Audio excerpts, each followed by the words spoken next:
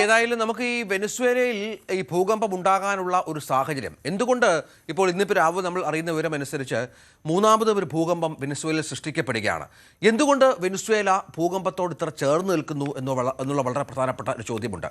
ഇതിനായി ഗവേഷകർ നിരവധി കാര്യങ്ങൾ പറഞ്ഞു വെക്കുന്നുണ്ട്.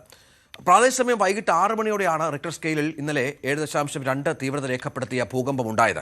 ഇതിന് പിന്നാലെ 39 സെക്കൻഡുകളുടെ വ്യത്യാസത്തിൽ 7.5 തീവ്രതയുള്ള രണ്ടാമത്തെ ഭൂകമ്പം കൂടി ഉണ്ടാവുകയാണ്.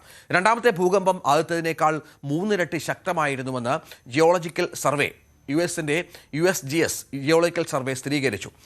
2 ഭൂകമ്പങ്ങൾ നിമിഷങ്ങളുടെ വ്യത്യാസത്തിൽ ഒരേ സ്ഥലത്തുണ്ടായത് അപൂർവമാണ്.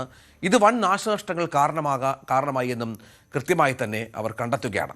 എന്തുകൊണ്ട് വെനസ്വേല ഇത്രയധികം ഭൂകമ്പ സാധ്യതയുള്ള രാജ്യമായി എന്നുള്ളതിന് പ്രധാനമായും 2 കാരണങ്ങൾ ശാസ്ത്രജ്ഞർ മുന്നോട്ട് വെക്കുന്നുണ്ട്.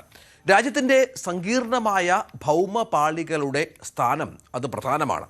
ഒപ്പം ഭൂകമ്പങ്ങളുടെ ആഴക്കുറവ്. സാധാരണയായി മറ്റു രാജ്യങ്ങൾക്ക് ഭൂകമ്പം ഉണ്ടാകുമ്പോൾ അത് ഭൂമിയിൽ നിന്നൊക്കെ ഒരുപാട് അടിവശത്ത് സംഭവിക്കുമ്പോൾ മുകളിലേക്ക് അതിൻ്റെ ആഘാതം അധികം ഉണ്ടാകാറില്ല.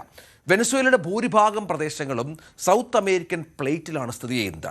വടക്കൻ തീരപ്രദേശങ്ങളും കരീബിയൻ ദ്വീപുകളും കരീബിയൻ പ്ലേറ്റും സൗത്ത് അമേരിക്കൻ പ്ലേറ്റും തമ്മിൽ നിരന്തരം ഉരസുന്ന സജീവമായ ഒരു അതിർത്തിയാണ് വെനസ്വേലയ്ക്കുള്ളത്.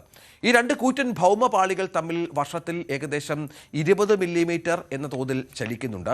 നിരന്തരമായ ടെക്ടോണിക് വടംവലി ഭൂവൽക്കരണത്തിൽ സമ്മർദ്ദമുണ്ടാക്കുന്ന കാര്യങ്ങളൊക്കെയാണ് എന്നുള്ളതാണ് ഏറ്റവും പ്രധാനപ്പെട്ട ഒന്ന്.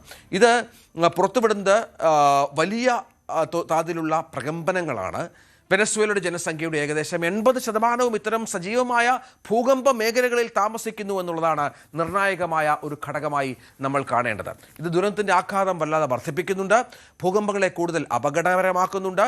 ഇത്തരത്തിൽ മിക്ക ഭൂകമ്പങ്ങളും നേരത്തെ പറഞ്ഞതുപോലെ ഭൂമിയുടെ ഉപരിതലത്തിൽ നിന്ന് 15 മുതൽ 20 കിലോമീറ്റർ വരെ ആഴത്തിലാണെങ്കിൽ ഈ ഉപരിതലത്തോട് അടുത്താണ് വെനസ്വേലയിൽ ഉണ്ടാകുന്ന പല ഭൂകമ്പങ്ങളും എന്നുള്ളതാണ് അവരുടെ ഒരു പ്രശ്നത്തിന് കാരണമായത്. ഇതിനകം ലക്ഷക്കണക്കിന് ആളുകളാണ് വെനസ്വേലയിൽ ഭൂകമ്പവുമായി ബന്ധപ്പെട്ട് മരിച്ചത്. സുനാമിയൊക്കെ ആഞ്ഞടിച്ച് ഇല്ലാതായ ഒരു രാജ്യം കൂടിയാണ് വെനസ്വേല. ഇതിനിടയിലാണ് ഇത്തരത്തിലുള്ള വലിയ പ്രശ്നങ്ങൾ സംഭവിക്കുന്നത്. മാത്രമല്ല ഈ ഭൂകമ്പ സാധ്യതകൾ മുൻകൂട്ടി പ്രവചിക്കാനുള്ള ഒരു ആധുനിക സംവിധാനങ്ങളും ഇല്ലാത്ത ഒരു രാജ്യം കൂടിയാണ് വെനസ്വേല എന്നുള്ളതാണ്. ലോകരാജ്യങ്ങളുടെയൊക്കെ നോട്ടം അങ്ങോട്ടേക്ക് വേണ്ടതാണ്. പ്രത്യേകിച്ചും അമേരിക്ക ആണല്ലോ ഇപ്പോൾ വെനസ്വേലയിലെ ഭരണകൂടത്തെ അട്ടിമറിച്ച് പുതിയൊരു പാവ സർക്കാരിനെ അവിടെ പ്രതിഷ്ഠിച്ചിരിക്കുന്നത്. പക്ഷേ അവർ ജനങ്ങൾക്ക് വേണ്ട അടിസ്ഥാനപരമായ ഒരു കാര്യം ചെയ്യാനും പുതിയ സർക്കാരിന് സാധിക്കുന്നില്ല എന്നുള്ളതാണ് ഏറ്റവും സങ്കടകരമായ കാര്യം.